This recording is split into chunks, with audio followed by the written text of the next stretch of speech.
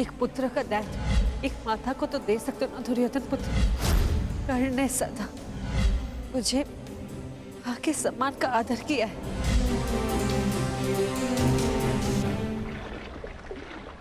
ताजश्री,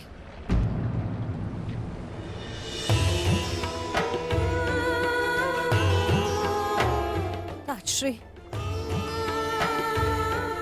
आपसे कुछ मांगना चाहती हूँ। मैं जानती हूँ ये आपके ऊपर 100 कौरवों की रक्षा का उत्तरदायित्व है। क्या आप 101 की रक्षा कर सकते हैं? यह 101वां कौन है पुत्री कुंती?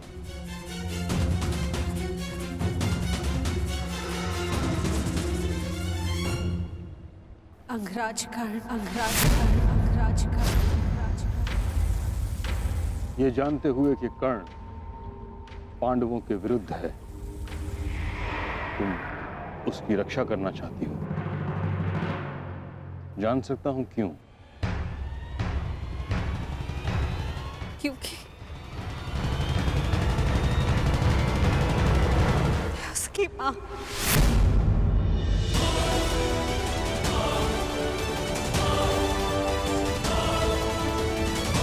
उसकी मां से उसके बच्चे को दूर जाते नहीं देख सकती। कर्ण भली भांति ये जानता था कि यदि उसके पास कवच ना रहा तो वो अर्जुन के समक्ष कमजोर पड़ जाएगा। फिर भी उसने अपना कवच दान दे दिया। ऐसे योद्धा को अपने मां के पास सुरक्षित देखना चाहती हूँ, क्योंकि मैं उसकी मां का दर्द समझ सकती हूँ। वो दुख जो अपने पुत्र से दूर होने का, जिसका पुत्र घोर संकट में हो, मुझसे भला और कौन इस दुख को समझ पाएगा? इसके सभी पुत्र इस महायुद्ध के मृत्यु के समक्ष हो। कर्ण के माता की ओर से मैं आपसे विनती करती हूँ कि आप उसकी रक्षा करें,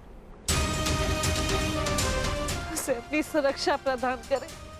जो कर्ण के साथ घटित हुआ है, मुझे उसका अत्यंत खेद है, परंतु युद्ध में शत्रु का बाण एक योद्धा के हृदय को छेदने से पहले उसके कवच को भेद देता है। यही योद्धा का प्रारब्ध है। मैं केवल कौरवों की रक्षा के लिए वचनबद्ध हूं। मैं कर्ण की रक्षा का वचन तुम्हें नहीं दे सकता। और यदि मैं ऐसा करता हूं कुंती, तो यह स्वाभाविक है कि कर्ण की रक्षा के लिए मुझे अर्जुन का वध करना होगा, क्योंकि कर्ण का प्रतिद्वंदी तुम्हारा पुत्र अर्जुन है और अर्जुन का प्रथम लक्ष्य है कर्ण। क्या तुम चाहती हो कि मैं ऐसा करूं? नहीं ताजश्री, ऐसा नहीं चाहती।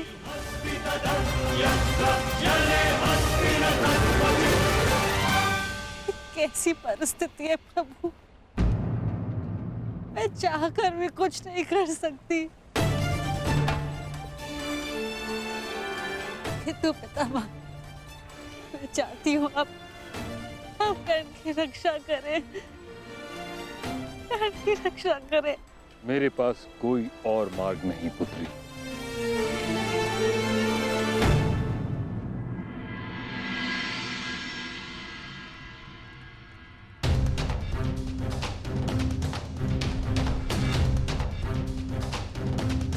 मैंने जो कुछ भी किया उसका मुझे कोई पश्चाताप नहीं, क्योंकि मैं स्वयं के लिए नहीं समाज के लिए जिया हूं।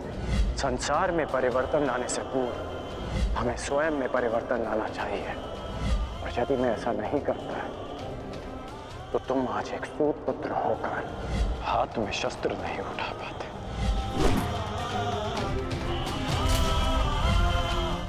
यदि एक पिता की दृष्टि से देखूं तो बहुत दुख पहुंचाता मुझे।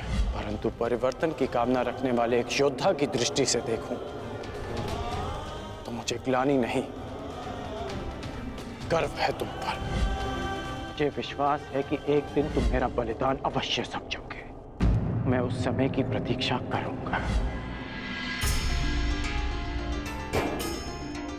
मुझे सदा लगता था कि परिवर्तन के बहाने आप अपने परिवार से दूर रहना चाहते हैं,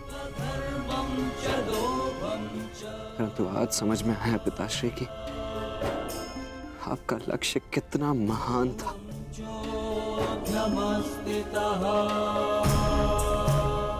अब आंखें खोलिए पिताश्री, अपने वृषसेन से बात कीजिए।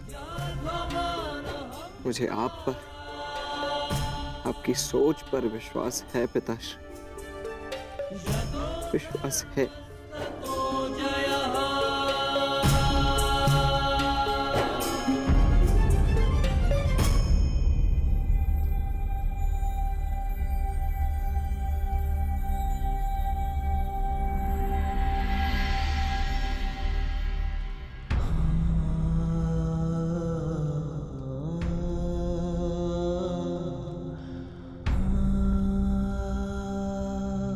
मुझे क्षमा कर दीजिए पिताश्री, मेरी हर एक भूल के लिए, मेरी हर एक धृष्टता के लिए मुझे क्षमा कर दीजिए। सदा आपसे घृणा करता आया, परंतु आज मुझे आप पर अभिमान है। मेरे पुत्र को मेरी सोच पर विश्वास है। ये विश्वास पाने के लिए एक कवच कुंडल तो क्या, सहस्त्र कवच कुंडल अपने शरीर से उतार कर फेंक सकता हूं।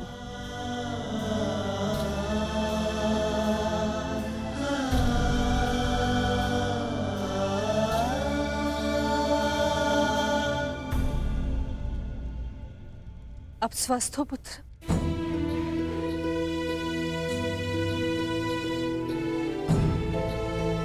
वो मैं युवराज को बताकर आता हूं कि आप स्वस्थ हैं।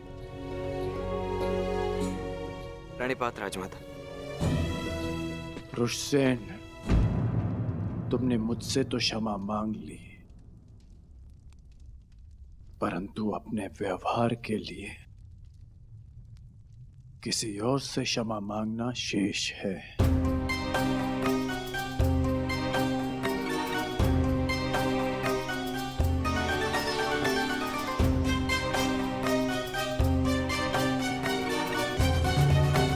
क्षमा चाहता हूँ राजमाता, वो जो भी मैंने। नहीं पुत्र, तुम्हारा कोई दोष नहीं। तुम्हारे स्थान पर कोई और पुत्र होता तो वो भी ऐसे ही करता।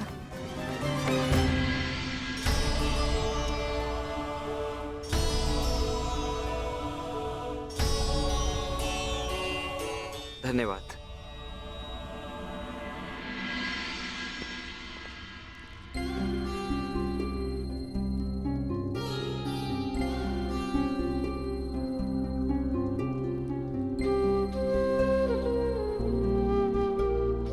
पीड़ा तो नहीं है ना? पीड़ा तो तब होगी जब एक पुत्र अपनी माता का मान नहीं रख पाएगा। राजमाता, भावनाओं में बहकर ये भूल मत कर बैठिएगा कि कौरवों को आपका सत्य ज्ञात हो जाए।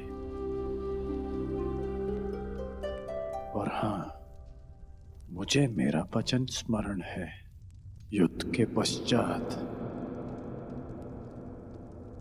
आपके 5 पुत्र ही जीवित रहेंगे।